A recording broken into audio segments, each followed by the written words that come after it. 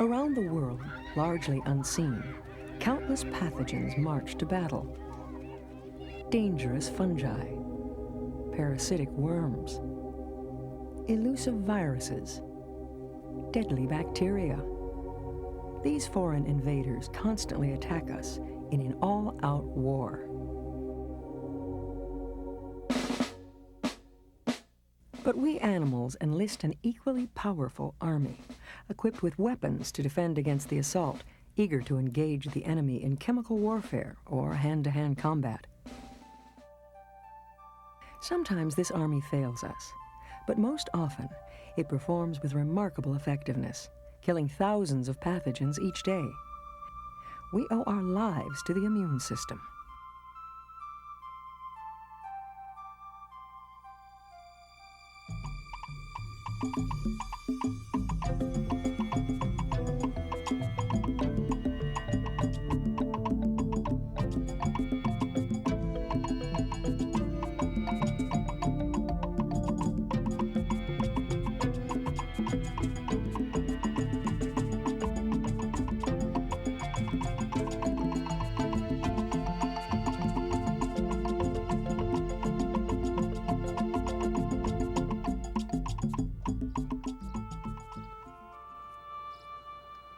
All animals can defend themselves against disease, but sometimes they need a helping hand.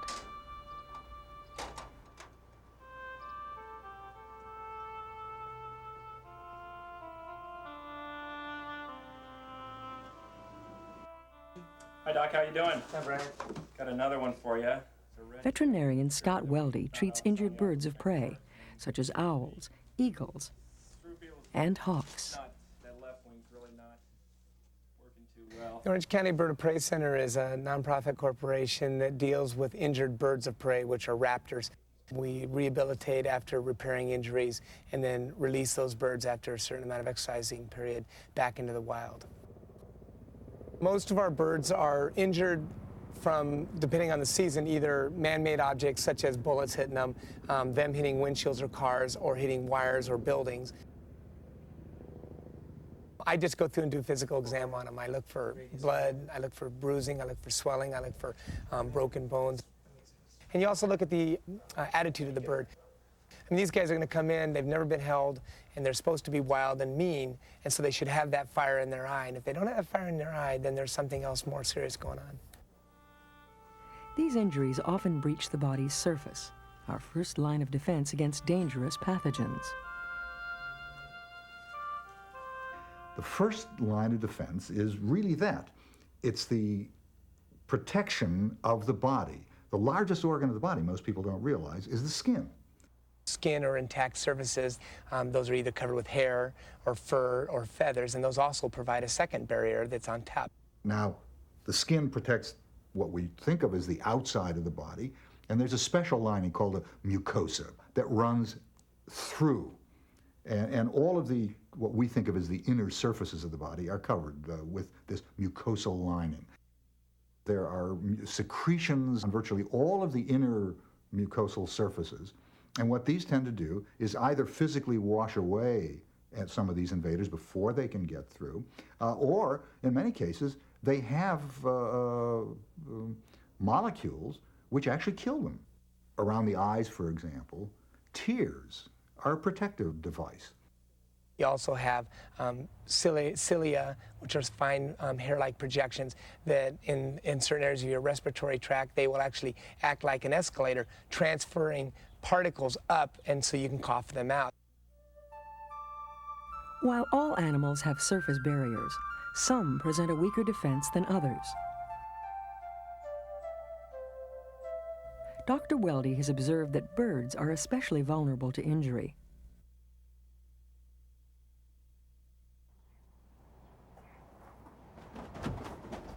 Part of the reason I think that you see such drastic responses to tissue damage in birds is because they have very thin skin. They are also very compact, and they don't have a lot of muscle mass in them. They're not big muscled animals. So a trauma is not absorbed by their muscle mass. An injury to the body's outer defenses calls our immune system to action in a process called inflammation. Under both the skin and the mucosal lining, there are a series of cells which have been known for a very, very long time called mast cells. And these cells are filled with granules. When the trauma occurs, these granules explode and the molecules come out.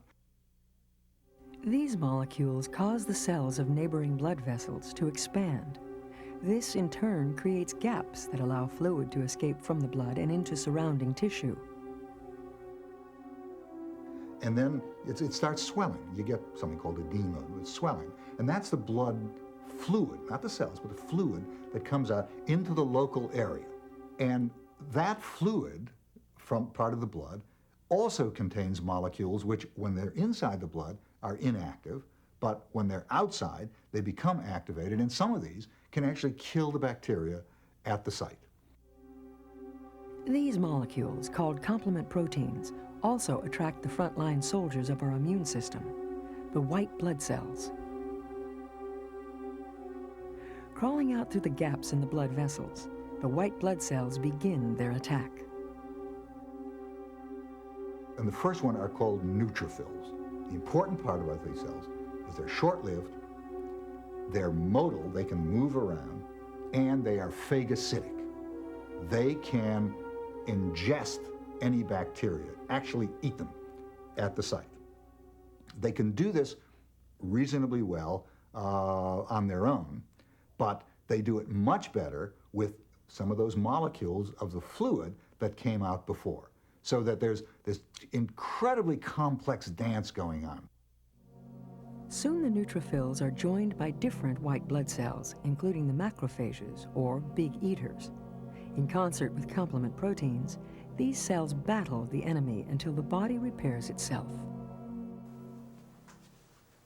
While inflammation in most complex animals proceeds in the same basic way, it's no guarantee of recovery. At the Bird of Prey Center, Dr. Weldy is especially concerned with the repair of a broken bone. Because you're dealing with traumas that can be eventually life-threatening to these birds, because a bird of prey that doesn't hunt is going to die. When I initially receive a bird, I will put him in a smaller cage. That allows me to do a couple things. One, he's one-on-one with me, so I can monitor response to treatment, also monitor food intake.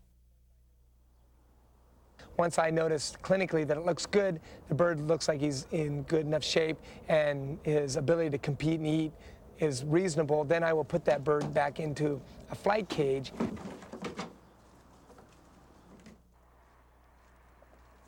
It is the end of a chapter or a book when you release one. The romantic side, the humanity side of me says that I'm finally getting him back out in the wild, where that's where he belongs. Dr. Weldy's winged patients rely on the process of inflammation to survive. But if this line of defense fails, the immune system activates its most elite troops, each designed to combat a specific type of invader.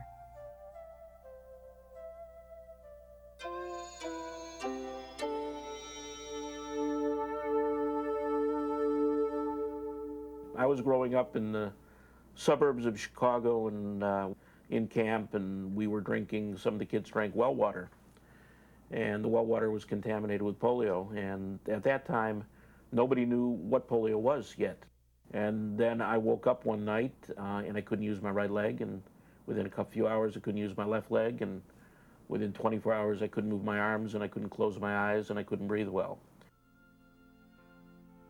In the early 1950s, young Jeff Galpin almost died in one of the world's most notorious epidemics. The disease was polio, at the time a deadly viral infection without a known cure. In that era, television and radio every day in Chicago would talk about the temperature, the pollen count, and how many kids came down with polio that day, because that was the way the epidemic went. Polio was something where they took away all my toys and burned them because they didn't know if they carried the virus. They had me in quarantine, and they wouldn't let parents come in. Dr. Galpin's physicians told him he might not survive the disease. How are you? Good, good. Yourself? Not bad. It's been a long day. How you been feeling? Pretty good. But today, as a clinical researcher, he fights on to save others from another deadly virus, HIV, the agent of AIDS.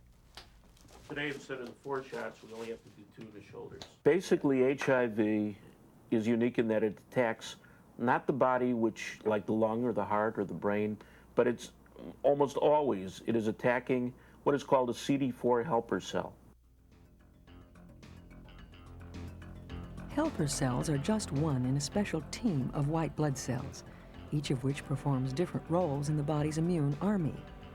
These microscopic soldiers spend most of their lives camped out in the nodes of the body's lymphatic system. Now, a lymph node is a collection of a new kind of cell. They're the cells of the specific part of the immune system are called lymphocytes. Now, there are a couple of different kinds of lymphocytes. The cell that we're interested in at the moment in that lymph node is something called a T cell. T cells get their name from another part of the lymphatic system, the thymus gland, a kind of cellular boot camp that prepares these lymphocytes to face specific enemy invaders. Those CD4 T cells are part of a specific immune response. They will only react with very, very unique things. And each T cell will react with something different than the next T cell. T cells target their specific pathogens in a process known as cell-mediated immunity. White blood cells, called macrophages, lead the body's cell-mediated immune response by engulfing and digesting foreign invaders. Combining peptide fragments from the invaders with some of its own proteins, the macrophage builds a patchwork of antigen complexes on its surface. The proteins of anything, the bacteria, virus, parasite, anything that they're ingesting, those proteins only get broken down partway. They get broken down into chunks. And these peptides get loaded inside of a molecule that's made inside of the macrophage. We abbreviate it by calling it MHC. And each one picks up, just at random, one of these peptides. And they get moved up to the surface of the macrophage. When smaller white blood cells, called helper T cells, encounter the macrophage, those with matching receptors bind to its surface. These helpers then multiply and secrete chemicals which call different cells into battle, especially the cytotoxic or killer T cells.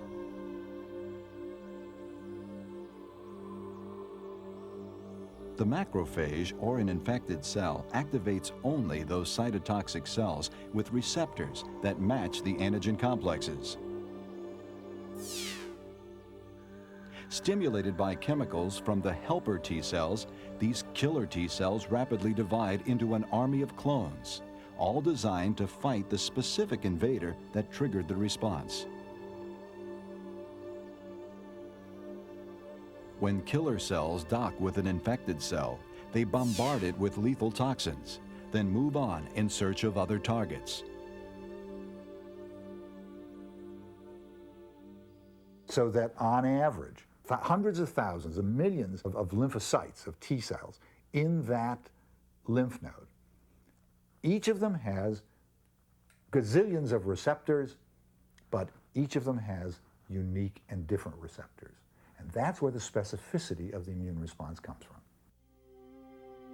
By targeting CD4 helper T cells, HIV attacks the very arsenal we use to defend against it. And so what we see in HIV disease is the effect of having less CD4s, not the effect of having HIV. It isn't the virus which causes the diseases that we see on the whole. It is the effect of the virus on our immunity, which then makes the individual susceptible. They die of the things we all walk around with and carry all our lives, because the CD4s become deficient. CD4 T cells also play a key role in another type of immune response called humoral immunity, because it releases products into body fluids once called humors. And what has evolved is another molecule from the immune system made by another kind of lymphocyte, and these are called B cells. B cells have receptors on their surface, but these receptors are a little bit different than the receptors on the T cell. They reside on the surface, but they can leave the surface. They can be exported, and they're antibody molecules when they're exported. And antibodies have a couple of branches. At the ends of those are a set of sequences of amino acids and peptides that exactly match the mirror image of some protein. The body's humoral, or antibody-mediated immune response, begins in the same manner as its cell-mediated response. But here, the macrophages are joined by lymphocytes, called B cells. The pathogen activates only those B cells with matching receptors. These cells stand ready to enter the battle. Meanwhile, the antigen-presenting macrophages activate those helper T cells with matching receptors. These, in turn, rendezvous with activated B cells. Triggered by this meeting, the helpers release chemicals which spur the selected B cells into rapid reproduction. Some B cells become memory cells, ready to respond to a later invasion by the same pathogen. But most become antibody-producing factories, called plasma cells. Freely circulating in the body, antibodies dock with pathogens. This neutralizes them, or marks them for destruction by other weapons in our immune arsenal.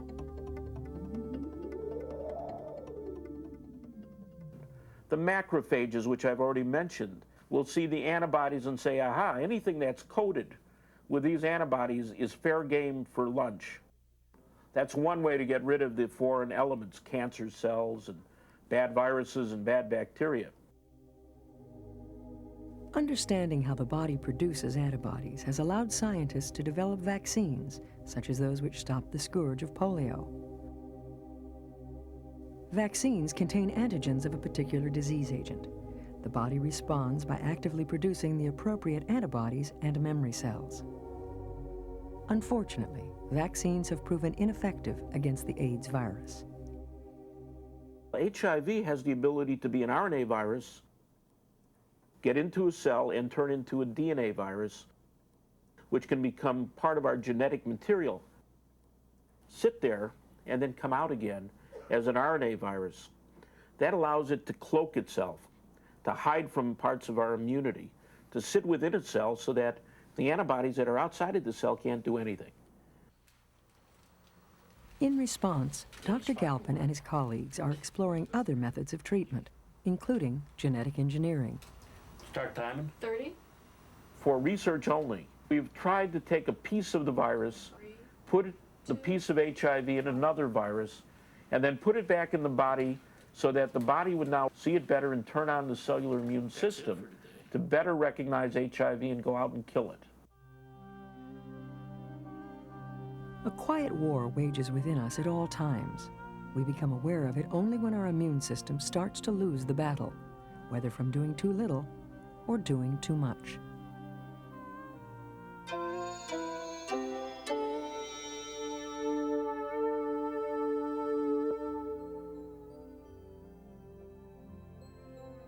As the happy mother of the bride, Carolyn may seem the picture of health.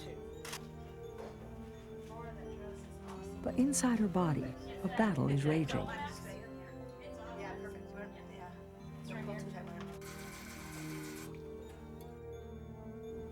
Carolyn suffers from lupus, a life-threatening autoimmune disease.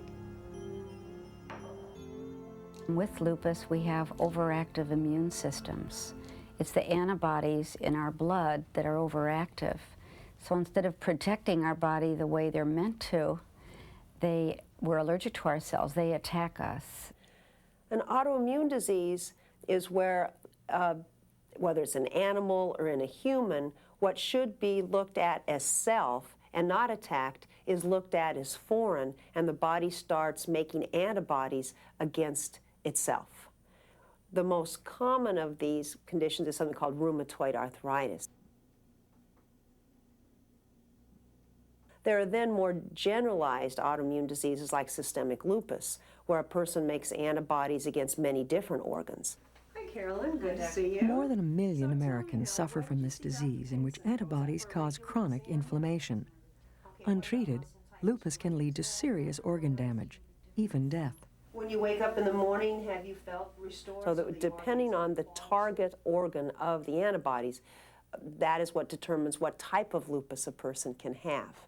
But it can be very mild with antibodies against only the skin, only against the lining of the heart, or very severe with antibodies against the kidneys or against the brain, where you can go into a coma or have kidney failure. Doctors found that Carolyn suffers from a special kind of lupus that attacks the white blood cells of her immune system. Normally we have about 4,000 white blood cells, and her white blood cell count was 2,500, which made her feel very tired with having these low white cell count. And subsequently, Carolyn started developing the other symptoms that we see with lupus. Her joints became swollen, her muscles became weak.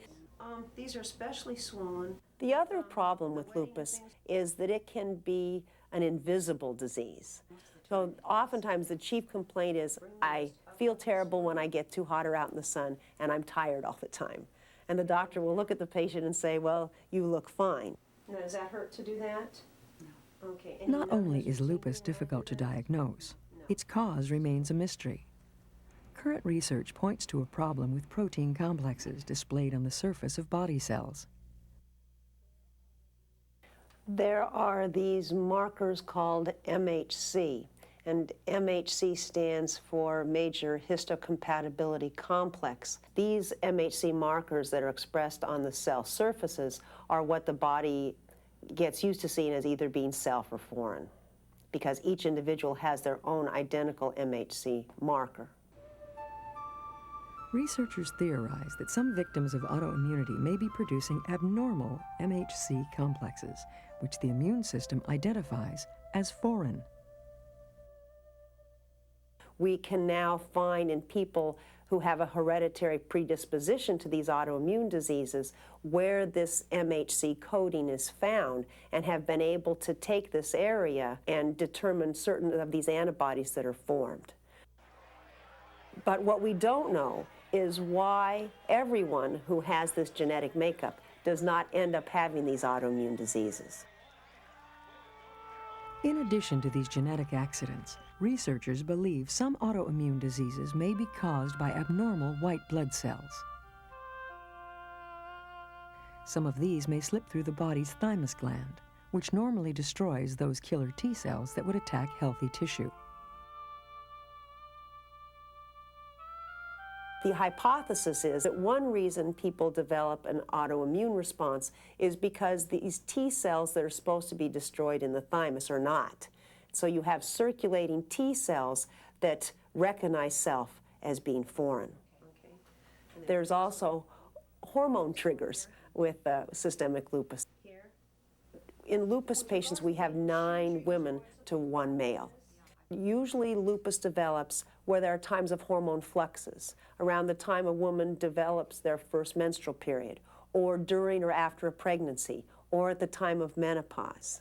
Let's go over your list of medicines and make sure we've got everything right. Are you still taking the... Doctors can now treat the symptoms of this immune response with a combination of medications that reduce inflammation. What about your eyes? Those don't look too dry. Okay. Carolyn right now is doing fairly well. She's been under a lot of stress lately, and so that her white count has started to drop down. She's had more fatigue. And that's my biggest problem, is the fatigue and pain, but I'm under quite a few medications, and I feel my doctor and I have it under pretty good control. While recent advancements in treatment are helping those who suffer from lupus, a cure remains just out of reach. What determines the severity of the disease? Why does one person with lupus have very mild disease with rash and arthritis and someone else die of kidney failure? We really have so many questions about these diseases, and the more we find out about the immune system and find out how complex it is, we realize how much we really don't know. Thankfully, our immune system is as effective as it is mysterious.